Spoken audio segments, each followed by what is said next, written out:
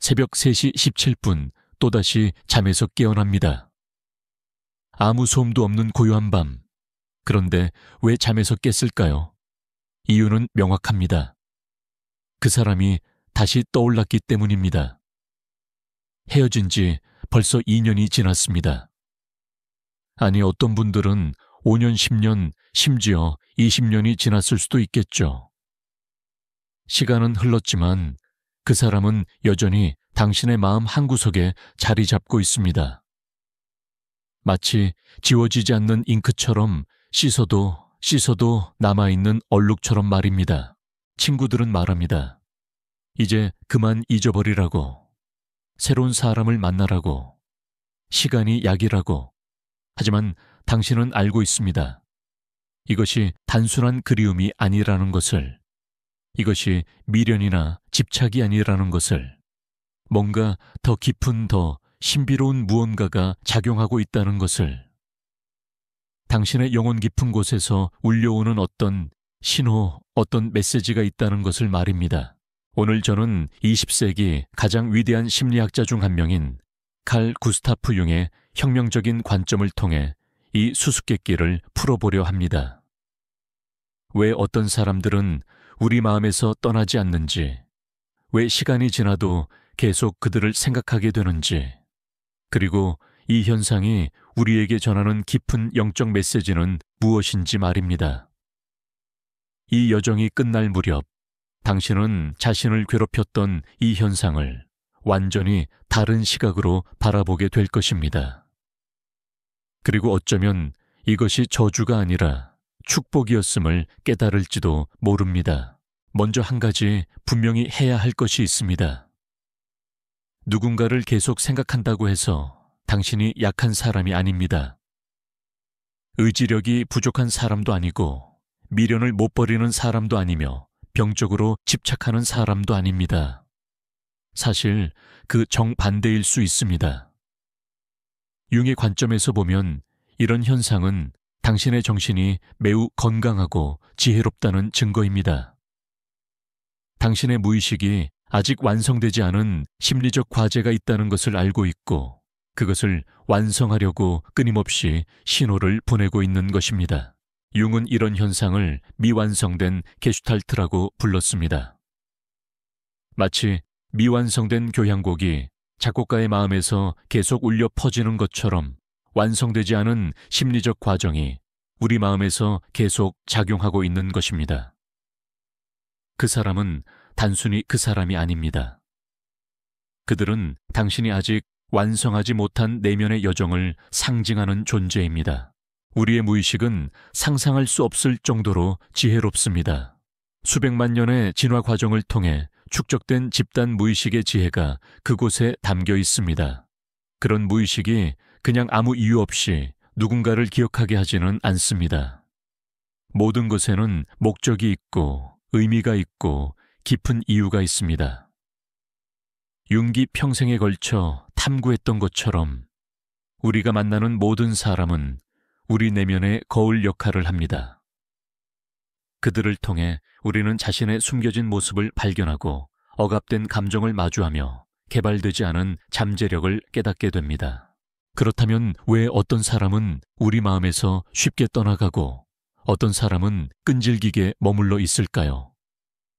왜 어떤 관계는 끝나면 깔끔히 정리되고 어떤 관계는 끝나도 계속 우리를 괴롭힐까요? 답은 생각보다 간단합니다. 아직 그 관계를 통해 배워야 할 교훈이 남아있기 때문입니다. 아직 그 관계를 통해 치유되어야 할 상처가 있기 때문입니다. 아직 그 관계를 통해 통합되어야 할 자아의 일부가 있기 때문입니다. 융은 인간의 정신이 항상 전체성을 추구한다고 말했습니다. 이를 개성화 과정이라고 불렀죠. 개성화란 우리가 평생에 걸쳐 자신의 모든 면을 통합하고 완전한 자아를 찾아가는 여정을 의미합니다. 이 과정에서 우리는 의식적 자아뿐만 아니라 무의식의 그림자 아니마와 아니무스, 그리고 다양한 원형들을 만나게 됩니다. 그런데 어떤 관계에서는 우리의 일부가 투사되거나 억압되거나 때로는 완전히 잃어버려집니다. 그래서 그 관계가 끝나도 우리의 정신은 계속 그 사람을 떠올리며 잃어버린 부분을 되찾으려 합니다. 이것을 이해하기 위해 구체적인 예를 들어보겠습니다. 45세의 한 여성이 있었습니다. 성공적인 회계사로 일하고 있는 그녀는 10년 전에 헤어진 연인을 여전히 잊지 못했습니다. 주변 사람들은 그녀를 이해하지 못했습니다. 분명히 그리 좋지 않은 관계였는데 그 남자는 불안정한 예술가였고 경제적으로도 어려웠으며 미래에 대한 확실한 계획도 없었는데 왜 아직도 그 사람을 생각하느냐고 물었죠. 하지만 융의 관점에서 보면 이는 매우 자연스럽고 의미 있는 현상입니다. 그 관계에서 그녀는 평생 억압했던 자신의 다른 면을 경험했습니다. 그 모험적이고 자유로우며 창의적인 면을 말입니다. 어릴 때부터 모범생으로 자라며 안정성과 성공만을 추구해왔던 그녀에게 그 남자는 완전히 다른 세계의 문을 열어주었습니다. 그와 함께 있을 때 그녀는 즉흥적으로 여행을 떠나기도 하고 밤새 예술에 대해 이야기하기도 하며 평소라면 절대 하지 않았을 무모한 일들을 했습니다. 그런데 그 관계가 끝나면서 그녀는 다시 예전의 안전한 틀 안으로 돌아갔습니다. 그 모험적이고 창의적인 부분은 마치 잠겨진 방처럼 다시 봉인되었습니다. 바로 그것입니다. 그녀의 무의식은 계속 그 남자를 통해 자신의 잃어버린 부분을 되찾으려 하고 있었던 것입니다. 그 남자 자체가 그리운 것이 아니라 그와 함께 있을 때 경험했던 자신의 모습이 그리웠던 것입니다.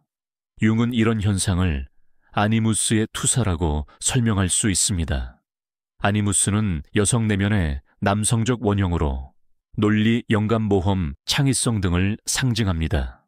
그녀는 자신의 아니무스를 그 남자에게 투사했고 관계가 끝난 후에도 그 투사된 부분을 되찾지 못했기 때문에 계속 그를 그리워하고 있었던 것입니다. 또 다른 예를 들어보겠습니다. 52세의 한 남성은 30년 전의 첫사랑을 아직도 잊지 못했습니다. 그는 행복한 결혼 생활을 하고 있었고 사랑하는 아내와 자녀들이 있었지만 여전히 가끔씩 그녀를 떠올렸습니다. 특별한 이유도 없이 그녀의 얼굴이 떠오르고 그녀와 함께 들었던 노래가 들리면 마음이 먹먹해졌습니다. 이것 때문에 그는 자신을 나쁜 남편이라고 자책하기도 했습니다. 하지만 융의 관점에서 보면 이 역시 완전히 다른 의미를 가집니다. 그 첫사랑은 그의 아니마, 즉 남성 내면의 여성적 원형을 상징했습니다. 아니마는 감정 직감, 창조성, 영성 등을 나타내는데 많은 남성들이 사회적 역할과 기대 때문에 이런 부분을 억압하며 살아갑니다. 그 남성도 마찬가지였습니다.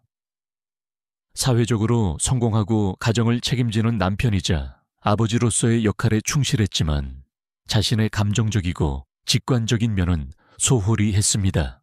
그런데 첫사랑과 함께 있을 때만은 그런 면을 자유롭게 표현할 수 있었습니다. 그녀 앞에서는 시를 읽어주기도 하고 감정을 솔직하게 드러내기도 하며 미래에 대한 꿈을 마음껏 이야기할 수 있었습니다. 하지만 현실의 압박 속에서 그런 관계는 지속될 수 없었고 그는 더 현실적인 선택을 했습니다.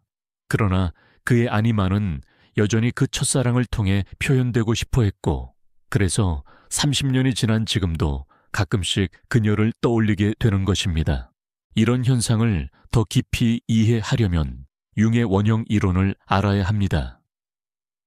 원형은 인류 공통의 무의식적 패턴으로 모든 사람의 정신 깊은 곳에 내재되어 있습니다.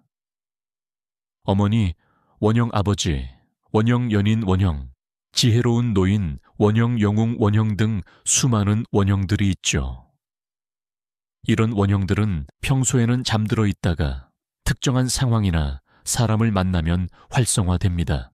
우리가 누군가와 특별한 관계를 맺을 때 그 사람은 종종 우리 내면의 특정 원형을 강하게 활성화합니다. 그리고 그 원형이 한번 깨어나면 쉽게 잠들지 않습니다. 마치 잠들어 있던 거대한 용이 깨어난 것처럼 그 원형은 계속해서 표현되고 경험되기를 원합니다. 그래서 우리는 계속 그 사람을 생각하게 되는 것입니다. 예를 들어 나이 차이가 많이 나는 연인과의 관계에서는 부모 원형이 활성화될 수 있습니다. 젊은 사람은 나이 많은 파트너를 통해 아버지나 어머니 원형을 경험하고, 나이 많은 사람은 젊은 파트너를 통해 자녀 원형을 경험합니다. 동갑내기와의 관계에서는 형제자매 원형이, 멘토와의 관계에서는 지혜로운 노인 원형이나 마법사 원형이 활성화되죠. 스승과 제자 보호자와 피보호자 구원자와 구원받는 자 등 다양한 원형들이 관계 속에서 깨어날 수 있습니다. 이런 원형들이 한번 깨어나면 그것들은 우리 정신의 일부가 됩니다. 그리고 그 관계가 끝나도 활성화된 원형은 여전히 우리 안에서 작용합니다. 마치 한번 깨어난 잠재력이 다시 잠들기를 거부하는 것처럼 말입니다. 그래서 우리는 계속 그 사람을 통해 그 원형을 경험하려 하고, 그것이 바로 우리가 그들을 잊지 못하는 근본적인 이유입니다. 하지만 여기서 극히 중요한 것을 이해해야 합니다. 우리가 진정으로 그리워하는 것은 그 사람 자체가 아닙니다. 우리가 정말로 그리워하는 것은 그 사람을 통해 경험했던 자신의 모습입니다. 그 관계에서 활성화되었던 우리 내면의 원형입니다. 그 관계를 통해 만났던 새로운 자아의 측면입니다. 그들은 거울이었고 우리는 그 거울에 비친 자신의 모습에 사랑에 빠진 것입니다. 융은 또한 그림자 개념을 통해 이 현상을 설명했습니다. 그림자는 우리가 받아들이기 어려워하거나 사회적으로 부적절하다고 생각해서 억압한 자신의 일부입니다. 모든 사람에게는 밝은 면과 어두운 면이 있는데 우리는 보통 밝은 면만 의식적으로 인정하고 어두운 면은 무의식으로 밀어넣습니다. 하지만 그 어두운 면, 즉 그림자도 우리의 일부이며 완전한 자아가 되기 위해서는 언젠가 통합되어야 합니다. 때로는 우리가 누군가를 계속 생각하는 이유가 그 사람이 우리의 그림자를 자극했기 때문일 수 있습니다.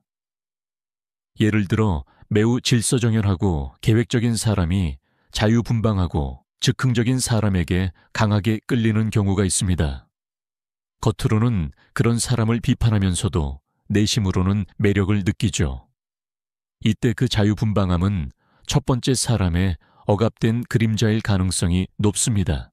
그들의 관계가 끝나도 그 그림자는 여전히 통합되기를 원합니다. 억압된 에너지는 사라지지 않고 무의식에 축적되어 더 강한 힘으로 의식을 압박합니다. 그래서 그는 계속 그 자유분방한 사람을 떠올리게 되는 것입니다. 이는 그의 무의식이 억압된 부분을 인정하고 통합하라는 신호를 보내고 있는 것입니다. 반대의 경우도 있습니다. 충동적이고 감정적인 사람이 매우 차분하고 이성적인 사람에게 끌리는 경우죠. 이때는 그 차분함과 이성이 그의 억압된 그림자일 수 있습니다. 그는 자신의 감정적인 면만 인정하고 이성적인 면은 억압했는데 그 파트너를 통해 그 부분을 경험하게 된 것입니다. 관계가 끝나도 그 이성적인 그림자는 여전히 통합되기를 원하고 그래서 그는 계속 그 사람을 생각하게 됩니다. 이런 관점에서 보면 누군가를 잊지 못한다는 것은 전혀 부끄러운 일이 아닙니다. 오히려 이는 성장의 기회이자 자아 완성을 위한 중요한 과정입니다. 우리의 무의식이 보내는 이 신호를 제대로 해석할 수 있다면 우리는 더 완전하고 통합된 자아로 발전할 수 있습니다. 그렇다면 이 신호를 어떻게 해석해야 할까요? 먼저 그 사람과의 관계에서 당신이 어떤 모습이었는지 깊이 돌아보세요. 평소와 다른 면이 있었나요? 더 용감했나요? 더 부드러웠나요? 더 창의적이었나요? 더 감정적이었나요? 더 이성적이었나요? 더 모험적이었나요? 더 안정적이었나요? 그 관계에서만 나타났던 당신의 특별한 면이 있었다면 그것이 바로 당신이 통합해야 할 부분일 가능성이 높습니다. 또한 그 사람이 어떤 특성을 가지고 있었는지 면밀히 살펴보세요. 그들의 성격, 행동, 방식, 가치관, 삶의 태도 중에서 당신이 특별히 매력적으로 느꼈거나 부러워했던 것이 있나요? 혹은 반대로 강하게 거부감을 느꼈지만 동시에 묘하게 끌렸던 것이 있나요? 그런 특성들은 당신 내면에 잠재되어 있지만 아직 개발되지 않은 능력이거나 억압되어 있던 그림자일 수 있습니다. 융은 이를 투사라고 불렀습니다. 우리는 종종 자신이 가지고 있지만 인식하지 못하는 특성을 다른 사람에게서 보고 강한 매력이나 반감을 느낍니다. 마치 영화관에서 영화를 보는 것처럼 우리는 자신의 무의식적 내용을 다른 사람이라는 스크린에 투사해서 봅니다. 그래서 그 사람에게 강하게 끌리거나 강하게 거부하게 되는 것입니다. 이런 투사를 인식하고 철회하는 것이 개성화 과정의 핵심입니다. 투사를 철회한다는 것은 다른 사람에게서 본 그 특성이 사실은 자신의 것이었음을 인정하는 것입니다. 그리고 그것을 자신의 삶에서 건설적인 방식으로 표현하기 시작하는 것입니다. 예를 들어 앞서 말한 45세 회계사 여성의 경우를 다시 보겠습니다. 그녀가 그 예술가 남자에게서 본 자유로움, 창의성, 모험심은 사실 그녀 자신이 가지고 있던 특성이었습니다. 하지만 사회적 기대와 안전에 대한 욕구 때문에 그런 면을 억압하고 살아왔던 것입니다. 그 남자는 단지 그녀가 그런 면을 안전하게 경험할 수 있는 매개체 역할을 했을 뿐입니다. 진정한 치유는 그 남자를 다시 만나는 것이 아니라 그를 통해 경험했던 자신의 모습을 다른 방식으로 살아내는 것입니다. 그녀는 안정적인 직업을 유지하면서도 창의적인 취미를 시작할 수 있습니다. 계획적인 성격을 유지하면서도 가끔은 즉흥적인 여행을 떠날 수 있습니다. 그렇게 해서 그 남자를 통해서만 경험할 수 있었던 자신의 모습을 이제는 혼자서도 경험할 수 있게 되는 것입니다. 마찬가지로 첫사랑을 잊지 못하는 52세 남성의 경우도 그 여성을 통해 경험했던 감정적이고 직관적인 면을 일상생활에서 더 많이 표현하기 시작할 때 진정한 변화가 일어납니다. 가족들과 더 깊은 감정적 교류를 나누고 예술이나 문학에 관심을 갖고 자신의 내면을 탐구하는 시간을 갖는 것입니다. 그러면 첫사랑에 대한 그리움도 점차 건강한 추억으로 바뀌어 갑니다. 한 가지 더 중요한 관점이 있습니다. 때로는 그 사람을 통해 치유되지 않은 과거의 상처가 재활성화되었을 수 있습니다. 어린 시절의 상처, 부모와의 관계에서 생긴 트라우마, 과거의 상실 경험 등이 그 관계를 통해 다시 수면 위로 올라온 것일 수 있습니다. 이 경우 무의식은 그 상처를 완전히 치유하라는 메시지를 보내고 있는 것입니다. 예를 들어 어린 시절 아버지의 사랑을 충분히 받지 못한 여성이 나이 많은 남성과 관계를 맺는 경우가 있습니다. 그 관계에서 그녀는 아버지로부터 받지 못했던 보호와 인정을 경험합니다. 하지만 그 관계가 끝나면 어린 시절의 상처가 다시 도드라집니다. 그래서 그녀는 계속 그 남성을 생각하게 되는 것입니다. 이는 단순히 그 남성이 그리운 것이 아니라 치유되지 않은 아버지 상처가 완전한 치유를 요구하고 있는 것입니다. 또 다른 예로 어린 시절 어머니와의 관계에서 상처를 받은 남성이 매우 모성적인 여성과 관계를 맺는 경우가 있습니다. 그 관계에서 그는 어린 시절 받지 못했던 무조건적인 사랑과 돌봄을 경험합니다.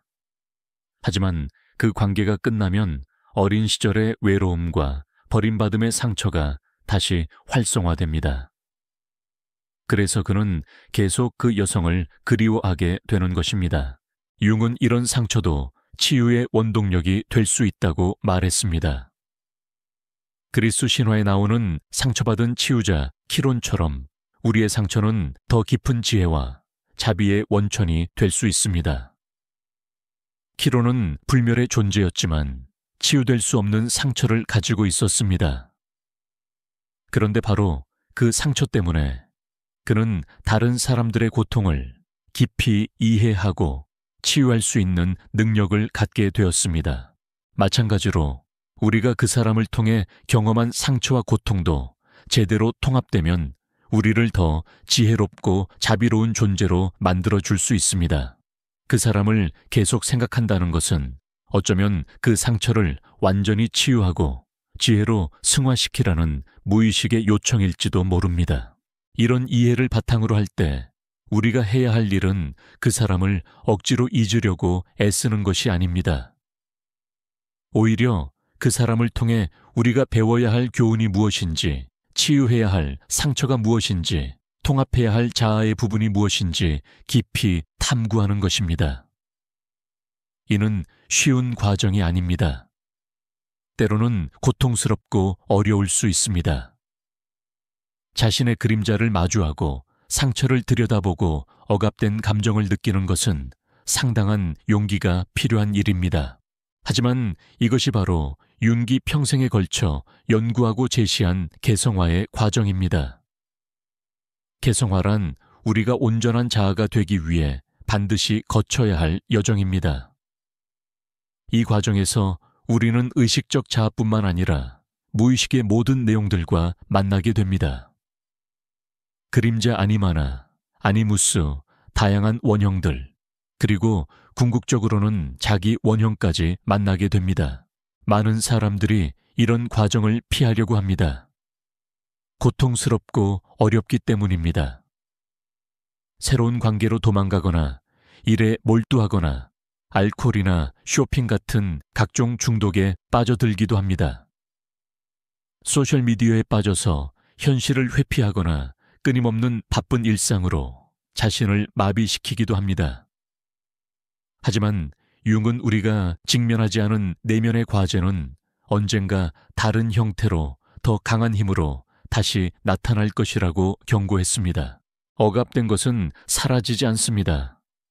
오히려 무의식에서 더 큰 힘을 축적하며 기회를 노립니다.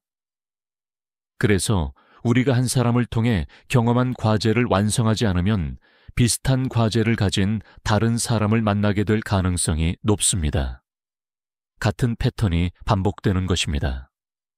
그래서 이제라도 그 메시지에 귀 기울이고 그 과제를 완성하는 것이 중요합니다. 실제로 이런 관점으로 자신을 돌아보고 내면의 작업을 시작한 사람들은 놀라운 변화를 경험합니다. 앞서 말한 45세 회계사 여성의 경우를 다시 보겠습니다. 그녀는 상담을 통해 자신이 그 예술가 연인을 통해 경험했던 것이 사실은 자신의 억압된 창의성과 자유로움이었음을 깨달았습니다. 그래서 그런 면을 다른 방식으로 표현하기 시작했습니다. 그녀는 주말에 그림 수업을 듣기 시작했습니다. 처음에는 서툴렀지만 점차 자신만의 색깔을 찾아갔습니다. 또한 계획이 없던 즉흥 여행을 떠나기도 했습니다. 혼자서 제주도에 가서 며칠을 보내거나 친구와 함께 배낭여행을 떠나기도 했습니다. 직장에서도 새로운 프로젝트에 지원해서 창의적인 업무를 맡아보았습니다. 이런 변화가 일어나자 놀라운 일이 벌어졌습니다.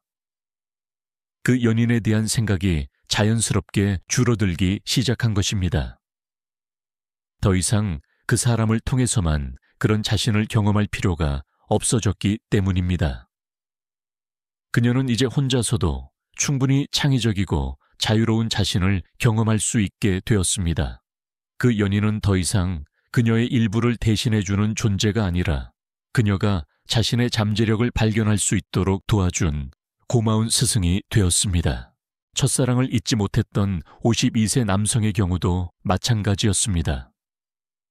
그는 자신이 그 여성을 통해 경험했던 감정적이고 직관적인 면을 일상생활에서 더 많이 표현하기 시작했습니다.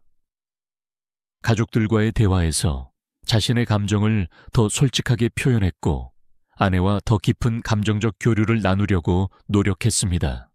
또한 오랫동안 관심이 있었던 사진에 본격적으로 도전하기 시작했습니다. 주말마다 카메라를 들고 자연을 찾아 나섰고 사진을 통해 자신의 감성을 표현하는 법을 배워갔습니다. 명상도 시작했습니다. 매일 아침 20분씩 조용히 앉아서 자신의 내면을 들여다보는 시간을 가졌습니다. 이런 변화를 통해 그는 자신의 아니마와 더 건강한 관계를 맺을 수 있게 되었고 첫사랑에 대한 그리움도 점차 건전한 추억으로 바뀌어 갔습니다.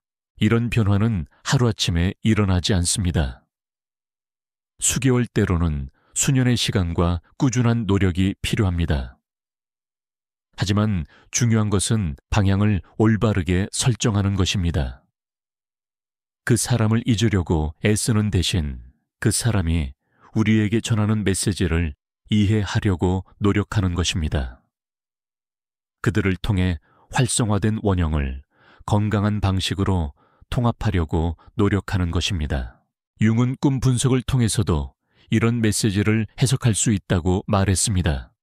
꿈은 무의식이 의식과 소통하는 가장 중요한 통로 중 하나입니다. 그 사람이 꿈에 나타날 때 그들은 종종 우리 내면의 어떤 원형이나 복합체를 상징합니다.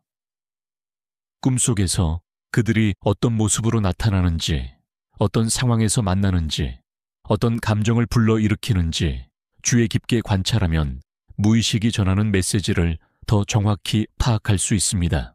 예를 들어 꿈속에서 그 사람이 당신을 어딘가로 인도하는 모습으로 나타난다면 그들은 당신의 내면에서 지혜로운 안내자나 아니무스의 역할을 하고 있을 수 있습니다. 꿈속에서 그들과 함께 춤을 추거나 노래를 부른다면 창의성이나 감정적 표현과 관련된 메시지일 수 있습니다. 꿈속에서 그들과 갈등하거나 싸우는 상황이 반복된다면 아직 통합되지 않은 내면의 갈등을 상징할 수 있습니다. 꿈에서 그 사람이 다른 모습으로 변신하거나 다른 사람과 함께 나타나거나 이상한 상황에 있는 경우도 있습니다. 이런 모든 디테일들이 의미를 가질 수 있습니다. 융은 꿈의 모든 요소가 꿈꾸는 사람의 정신적 상태를 반영한다고 보았습니다. 따라서 그 사람이 꿈에 나타나는 방식을 통해 당신의 무의식이 그들을 어떻게 바라보고 있는지 그리고 어떤 메시지를 전하려고 하는지 알 수 있습니다. 꿈일기를 쓰는 것도 도움이 됩니다. 그 사람이 나오는 꿈을 꾸었을 때 가능한 한 자세히 기록해 보세요. 꿈의 내용뿐만 아니라 꿈을 꾸고 난 후에 감정 연상되는 것들, 현실과의 연관성 등도 함께 적어보세요. 시간이 지나면서 패턴을 발견할 수 있을 것입니다. 특정한 상황에서 그런 꿈을 꾸는지, 꿈속에서 그 사람이 항상 비슷한 역할을 하는지, 꿈의 분위기나 감정이 어떻게 변화하는지 등을 관찰할 수 있습니다. 융은 또한 동시성의 개념을 통해 이런 현상을 설명하기도 했습니다. 동시성이란 겉보기에는 우연해 보이지만 의미 있는 연관성을 가진 사건들의 일치를 말합니다. 예를 들어 그 사람을 생각할 때마다 특정한 숫자를 보게 되거나 특정한 노래가 들리거나 특정한 동물이나 상징을 만나게 되는 경우가 있습니다. 이런 현상들이 반복된다면 이것들이 모두 무의식이 보내는 신호일 수 있습니다. 예를 들어 그 사람을 생각할 때마다 나비를 보게 된다면 나비가 상징하는 변화와 변신의 메시지일 수 있습니다. 특정한 시간대에 그들을 떠올리게 된다면 그 시간이 가진 상징적 의미를 생각해 볼 수 있습니다. 그들과 관련된 장소를 우연히 지나가게 되거나 그들이 좋아했던 음식을 먹게 되거나 그들이 했던 말과 비슷한 내용을 다른 사람에게서 듣게 되는 경우도 있습니다. 이런 동시성적 사건들을 그냥 우연으로 치부하지 말고 주의 깊게 관찰해 보세요. 그것들이 전하는 메시지가 무엇인지 생각해 보세요. 융근 동시성이 무의식이 의식과 소통하는 또 다른 방법이라고 보았습니다. 특히 중요한 변화의 시기나 개성화 과정에서 이런 동시성적 사건들이 더 자주 일어난다고 했습니다. 하지만 여기서 극히 중요한 점을 강조해야 합니다. 이런 해석이 그 사람과 다시 만나야 한다는 뜻은 절대 아닙니다. 오히려 그 정반대입니다. 진정한 목적은 그 사람을 통해 상징되는 내면의 과제를 완성하는 것입니다. 그렇게 되면 그 사람에 대한 의존이나 집착도 자연스럽게 사라집니다. 그들은 더 이상 당신이 필요로 하는 무언가의 유일한 공급원이 아니게 됩니다. 융은 이를 초월 기능이라고 불렀습니다. 초월 기능이란 대립하는 두 요소를 더 높은 차원에서 통합하는 정신의 능력을 말합니다. 그 사람에 대한 그리움과 현실적 불가능성 사이의 갈등 과거와 현재 사이의 긴장 이상과 현실 사이의 괴리를 더 높은 차원에서 통합할 때 진정한 성장이 일어납니다.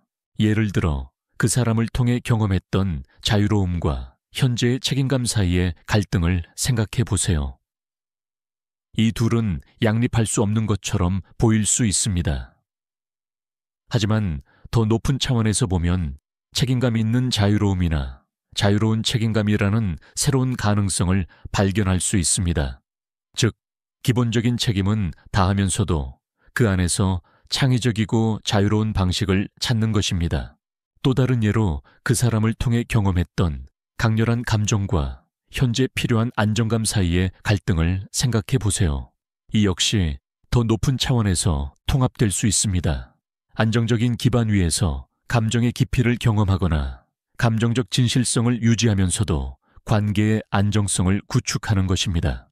이런 초월 기능이 작동하기 시작하면 우리는 더 이상 극단적인 선택을 할 필요가 없어집니다. 모든 것을 포기하고 그 사람에게 돌아가거나 모든 것을 억압하고 완전히 잊어버리려고 애쓸 필요가 없습니다. 대신 그 경험에서 얻은 모든 가치를 현재의 삶에 창조적으로 통합할 수 있게 됩니다. 이 과정에서 무엇보다 중요한 것은 판단하지 않는 것입니다.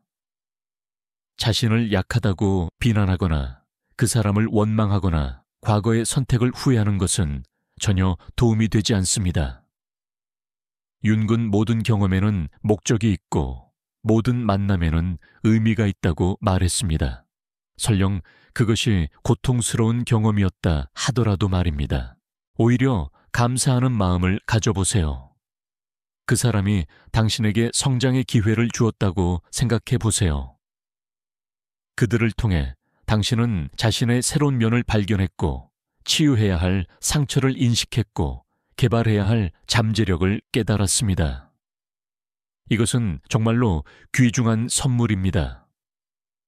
많은 사람들이 평생 자신의 이런 면들을 발견하지 못하고 살아갑니다. 그런 면에서 당신은 오히려 축복받은 사람일 수 있습니다. 융은 또한 능동적 상상 기법을 통해 이런 내면의 과제를 해결할 수 있다고 제안했습니다. 능동적 상상이란 의식적으로 상상을 통해 무의식과 대화하는 방법입니다. 이는 그냥 아무렇게나 상상하는 것이 아니라 매우 의도적이고 구조화된 방식으로 무의식의 내용과 만나는 기법입니다. 조용한 곳에 앉아서 몸과 마음을 편안하게 만드세요. 그리고 그 사람을 떠올리되 실제 그 사람이 아닌 당신 내면의 일부로서 그들을 바라보세요. 그들이 당신에게 무엇을 말하고 싶어 하는지 물어보세요. 당신이 그들에게서 무엇을 배워야 하는지 질문해 보세요. 그들이 상징하는 것이 무엇인지 탐구해 보세요. 이런 대화는 처음에는 어색하고 인위적으로 느껴질 수 있습니다. 하지만 꾸준히 연습하면 놀라운 통찰을 얻을 수 있습니다. 때로는 그 사람이 당신의 용기를 상징한다는 것을 알게 될 수도 있고, 때로는 당신의 창의성을 나타낸다는 것을 깨달을 수도 있습니다. 혹은 치유되지 않은 어린 시절의 상처를 보여주는 거울이라는 것을 발견할 수도 있습니다. 능동적 상상에서는 그 사람과 대화만 하는 것이 아닙니다. 그들과 함께 어딘가를 여행하거나 함께 어떤 일을 하거나 함께 문제를 해결하는 상상을 할 수도 있습니다. 이런 상상적 경험을 통해 그들이 상징하는 내면의 에너지와 더 건설적인 관계를 맺을 수 있습니다. 예를 들어 그 사람이 모험심을 상징한다면 상상 속에서 그들과 함께 모험을 떠나보세요. 미지의 땅을 탐험하거나 높은 산을 오르거나 새로운 도전에 나서는 상상을 해보세요. 이런 경험을 통해 당신은 안전한 방식으로 자신의 모험심을 경험하고 개발할 수 있습니다. 그 사람이 창의성을 상징한다면 상상 속에서 그들과 함께 예술 작품을 만들어 보세요. 그림을 그리거나 음악을 만들거나 시를 쓰거나 춤을 추는 상상을 해보세요. 이런 활동을 통해 당신의 창의적 에너지가 자연스럽게 활성화될 것입니다. 중요한 것은 이런 상상적 경험을 통해 얻은 에너지를 현실에서도 표현하는 것입니다. 상상 속에서 경험한 모험심을 실제 삶에서 새로운 취미나 여행을 통해 표현해 보세요. 상상 속에서 경험한 창의성을 실제 예술 활동이나 창작을 통해 표현해 보세요. 이렇게 해서 그 사람을 통해서만 경험할 수 있었던 에너지를 이제는 다른 방식으로도 경험할 수 있게 되는 것입니다. 융은 또한 그림자 작업의 중요성을 강조했습니다. 그림자 작업이란 우리가 인정하기 어려워하는 자신의 면들을 의식적으로 탐구하고 통합하는 과정입니다. 많은 경우 우리가 누군가를 잊지 못하는 이유는 그들이 우리의 그림자를 활성화했기 때문입니다. 예를 들어 매우 성실하고 책임감 강한 사람이 자유분방하고 즉흥적인 사람에게 끌리는 경우를 생각해 보세요. 첫 번째 사람은 자신의 그런 면을 인정하기 어려워합니다. 사회적으로 바람직하지 않다고 생각하거나 책임을 방기하는 것이라고 여길 수 있습니다. 하지만 그런 자유분방함도 인간의 자연스러운 면이며 적절히 표현될 때는 창의성과 활력의 원천이 될 수 있습니다. 그림자 작업을 통해 우리는 이런 억압된 면들을 안전하고 건설적인 방식으로 표현하는 법을 배울 수 있습니다. 완전히 무책임해지는 것이 아니라 책임감을 유지하면서도 때로는 즉흥적이고 자유로울 수 있는 방법을 찾는 것입니다. 이렇게 되면 더 이상 다른 사람을 통해서만 그런 면을 경험할 필요가 없어집니다. 반대의 경우도 마찬가지입니다. 매우 감정적이고 즉흥적인 사람이 차분하고 이성적인 사람에게 끌리는 경우 그 차분함과 이성이 그의 그림자일 수 있습니다. 그림자 작업을 통해 그는 자신의 감정성을 잃지 않으면서도 필요할 때는 차분하고 이성적으로 행동할 수 있는 능력을 개발할 수 있습니다. 이런 과정을 거치면서 점차 그 사람에 대한 의존도가 줄어들 것입니다. 왜냐하면 이제 그들을 통해서만 경험할 수 있었던 것들을 다른 방식으로도 경험할 수 있게 되기 때문입니다. 그들은 더 이상 당신이 갈망하는 특성들의 유일한 화신이 아니게 됩니다. 당신 자신이 그런 특성들을 가진 온전한 존재가 되어가기 때문입니다. 융은 이런 상태를 자기 실현 또는 개성화의 완성이라고 불렀습니다. 이는 자아와 자기가 조화를 이루고 의식과 무의식이 균형을 맞추며 모든 원형들이 건강하게 통합된 상태를 말합니다. 이 상태에 도달하면 우리는 더 이상 다른 사람을 통해 자신의 일부를 경험할 필요가 없어집니다. 우리 자신이 충분히 완전하고 다양하며 풍부한 존재가 되기 때문입니다. 하지만 이것이 그 사람에 대한 모든 기억이나 감정을 지워버린다는 뜻은 결코 아닙니다. 오히려 그 반대입니다. 진정으로 통합이 이루어지면 그 사람에 대한 기억은 더 이상 고통스럽거나 집착적이지 않게 됩니다. 대신 감사와 지혜의 원천이 됩니다. 그들은 당신의 성장 여정에서 중요한 스승이었음을 진심으로 인정하게 됩니다. 마치 어린 시절 좋아했던 선생님을 떠올리는 것과 같습니다. 그 선생님을 그리워하지만 다시 학생이 되고 싶어 하지는 않습니다. 그 선생님이 가르쳐 준 것들이 이제는 당신의 일부가 되었기 때문입니다. 마찬가지로 그 사람도 당신에게 소중한 것들을 가르쳐 준 내면의 스승이 됩니다. 이런 관점에서 보면 그 사람을 계속 생각한다는 것은 저주가 아니라 진정한 축복입니다. 그것은 당신이 더 완전한 존재로 성장할 수 있는 기회를 의미합니다. 그것은 당신의 무의식이 얼마나 지혜롭고 자비로운지를 보여주는 명확한 증거입니다. 당신의 정신은 부족한 부분을 알고 있고 그것을 채우려고 끊임없이 노력하고 있습니다. 많은 사람들이 이런 과정을 혼자서 겪으려고 합니다.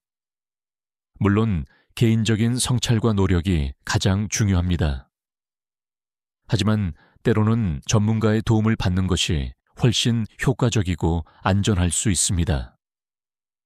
특히 융분석가나 깊이 심리학의 경험이 있는 치료사는 이런 과정을 체계적이고 안전하게 안내해 줄 수 있습니다. 특히 트라우마나 깊은 상처가 관련되어 있을 때는 전문적인 도움이 거의 필수적입니다. 혼자서 너무 깊이 들어가다가 감당하기 어려운 감정이나 기억과 마주할 수 있기 때문입니다. 숙련된 치료사는 당신이 안전한 속도로 자신의 내면을 탐구할 수 있도록 도와줄 것입니다. 또한 이런 과정에서는 무엇보다 인내심이 중요합니다. 수십 년간 형성된 심리적 패턴이 하루아침에 바뀌지는 않습니다. 때로는 진전이 있는 것처럼 보이다가도 다시 예전 상태로 돌아가는 것처럼 느껴질 수도 있습니다. 하지만 이것도 성장 과정의 자연스러운 일부입니다. 융은 개성화 과정이 직선적이지 않고 나선형이라고 말했습니다. 같은 지점을 지나는 것처럼 보이지만 실제로는 매번 더 높은 차원에서 그 지점을 경험하는 것입니다. 예를 들어 그 사람에 대한 그리움이 다시 찾아올 수 있습니다. 하지만 이전의 그리움과는 질적으로 다를 것입니다. 더 깊은 이해를 바탕으로 한 그리움, 더 넓은 관점에서 바라본 그리움일 것입니다. 이 여정에서 가장 중요한 덕목은 자기 자비입니다. 자신을 판단하거나 비난하지 마세요. 왜 아직도 그 사람을 생각할까? 언제쯤 이런 마음이 사라질까? 나는 정말 한심한 사람이야 라고 자책하지 마세요. 대신 자신의 상처와 그리움을 부드럽게 바라보세요. 그것들도 당신의 소중한 일부이고 당신이 사랑받을 자격이 있는 인간이라는 증거입니다. 융은 상처받은 치유자의 이미지를 자주 사용했습니다. 그리스 신화의 켄타우로스 키론처럼 우리의 상처는 약점이 아니라 다른 사람을 이해하고 도울 수 있는 능력의 원천입니다. 당신이 그 사람을 통해 경험한 모든 것들, 기쁨도, 슬픔도, 사랑도, 아픔도 모두가 당신을 더 지혜롭고 자비로운 존재로 만들어주는 귀중한 재료입니다. 생각해 보세요. 당신과 같은 경험을 하고 있는 다른 사람을 만난다면 당신은 그들을 얼마나 깊이 이해할 수 있을까요? 당신의 상처가 다른 사람의 상처를 치유하는 약이 될 수 있습니다. 당신의 여정이 다른 사람의 길을 밝히는 등불이 될 수 있습니다. 이것이 바로 융기 말한 상처받은 치유자의 원형입니다. 융의 또 다른 중요한 개념인 집단 무의식을 통해서도 이 현상을 이해할 수 있습니다. 집단 무의식은 인류 전체가 공유하는 무의식적 내용으로 수백만 년의 진화 과정을 통해 축적된 지혜와 경험이 담겨 있습니다. 사랑과 이별 만남과 헤어짐 그리움과 치유의 경험도 이 집단 무의식의 일부입니다. 당신이 경험하고 있는 것은 당신만의 독특한 고통이 아닙니다. 인류가 시작된 이래로 수많은 사람들이 같은 경험을 해왔습니다. 그들도 사랑했고 잃었고 그리워했으며 결국은 그 경험을 통해 성장했습니다. 당신도 그 거대한 흐름의 일부입니다. 이런 관점에서 보면 당신의 경험이 고립된 개인적 고통이 아니라 인류 보편적 성장 과정의 일부라는 것을 알 수 있습니다. 또한 융은-대극의 통합이라는 개념을 제시했습니다. 모든 것에는 대극이 있고 성장은 이런 대극들을 통합하는 과정이라고 보았습니다. 사랑과 미움 기쁨과 슬픔 만남과 이별 기억과 망각 등이 모두 대극 관계에 있습니다. 많은 사람들이 한쪽 극단만을 선택하려고 합니다. 완전히 잊어버리거나, 완전히 매달리거나, 완전히 미워하거나, 완전히 사랑하거나 말입니다. 하지만 진정한 지혜는 이런 대극들을 통합하는 데 있습니다. 사랑했지만 이제는 놓아줄 수 있는 성숙함 기억하지만, 집착하지 않는 자유로움 감사하지만 의존하지 않는 독립성을 갖는 것입니다. 이런 통합이 이루어질 때 우리는 비로소 그 경험의 진정한 가치를 발견할 수 있습니다. 실제로 이런 통합을 이룬 사람들의 이야기를 들어보면 놀랍습니다. 한 60대 여성은 20년 전에 헤어진 연인에 대해 이렇게 말했습니다. 그때는 세상이 끝난 것 같았어요. 하지만 지금 생각해보면 그 경험이 저를 지금의 제가 되게 해준 가장 소중한 선물이었어요. 그분을 통해 저는 진정한 사랑이 무엇인지, 진정한 자립이 무엇인지 배웠거든요. 지금도 그분을 생각하면 따뜻한 마음이 들어요. 하지만 그건 그리움이 아니라 감사해요. 또 다른 50대 남성은 이렇게 표현했습니다. 첫사랑을 30년 동안 잊지 못했어요. 그런데 어느 순간 깨달았죠. 제가 그리워한 건 그 사람이 아니라 그때 순수했던 제 자신이었다는 걸요.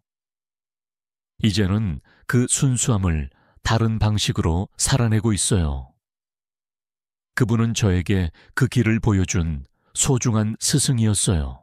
이런 변화가 일어나려면 무엇보다 시간이 필요합니다. 그리고 그 시간 동안 자신과의 진실한 대화가 필요합니다. 그 사람이 당신에게 무엇을 의미했는지, 그들을 통해 당신이 무엇을 경험했는지, 그 경험이 당신을 어떻게 변화시켰는지 깊이 탐구해야 합니다. 이 과정에서 글쓰기가 큰 도움이 될 수 있습니다. 그 사람에게 편지를 써보세요. 실제로 보낼 편지가 아니라 당신의 마음을 정리하기 위한 편지입니다. 그들에게 고마웠던 것들, 아팠던 것들, 배운 것들, 그리고 이제 놓아주고 싶은 것들을 솔직하게 써보세요. 때로는 그들의 입장에서 당신에게 답장을 써보는 것도 도움이 됩니다. 이런 과정을 통해 그 관계의 의미를 더 명확하게 파악할 수 있습니다. 또한 예술적 표현도 강력한 치유 도구가 될 수 있습니다. 그림을 그리거나 음악을 만들거나 춤을 추거나 시를 쓰는 것을 통해 말로 표현하기 어려운 감정들을 표출할 수 있습니다. 융근 예술이 무의식과 소통하는 가장 직접적인 방법 중 하나라고 보았습니다. 기술적 완성도는 중요하지 않습니다. 중요한 것은 진실한 표현입니다. 명상이나 요가 같은 몸과 마음을 통합하는 수행도 도움이 됩니다. 감정이 몸에 저장되어 있기 때문에 몸의 긴장을 풀어주고 에너지를 순환시키는 것이 정서적 치유에도 큰 도움이 됩니다. 특히 호흡 명상은 과거의 감정에 휘둘리지 않고 현재 순간에 머물 수 있게 해줍니다. 자연과의 교감도 중요합니다. 융근 자연이 인간 정신의 원초적 상태를 회복시켜주는 힘이 있다고 믿었습니다. 산이나 바다숲에서 시간을 보내면서 자신의 문제를 더 큰 맥락에서 바라볼 수 있습니다. 자연의 순환 속에서 만남과 이별, 생성과 소멸이 모두 자연스러운 과정임을 체감할 수 있습니다. 이 모든 과정의 궁극적인 목적은 사랑입니다. 하지만 여기서 말하는 사랑은 소유욕이나 의존성과는 다른 차원의 사랑입니다. 그것은 더 깊고 넓으며 자유로운 사랑, 조건 없는 사랑, 자기 자신과 모든 존재에 대한 근본적인 사랑입니다. 그 사람을 통해 경험한 사랑의 편린들을 모아서 더 큰 사랑의 그릇을 만드는 것입니다. 그들에게만 국한되었던 사랑을 온 세상으로 확장하는 것입니다. 그들을 통해 배운 사랑의 능력을 이제는 더 많은 사람들과 나누는 것입니다. 융은 이렇게 말했습니다. 우리가 다른 사람에게서 보는 모든 것은 결국 우리 자신의 투사다.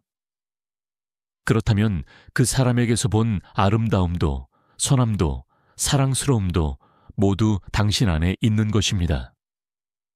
이제 그것을 인정하고 받아들일 때입니다. 당신 자신을 그만큼 사랑할 때입니다. 당신이 그들에게서 사랑했던 모든 것들을 이제는 자신에게서 발견해 보세요. 그들의 따뜻함, 그들의 지혜, 그들의 유머, 그들의 용기, 그들의 창의성, 이 모든 것들이 사실은 당신의 것이었습니다. 당신이 그들에게 투사했던 것들을 이제는 당신 자신의 것으로 되찾아오세요.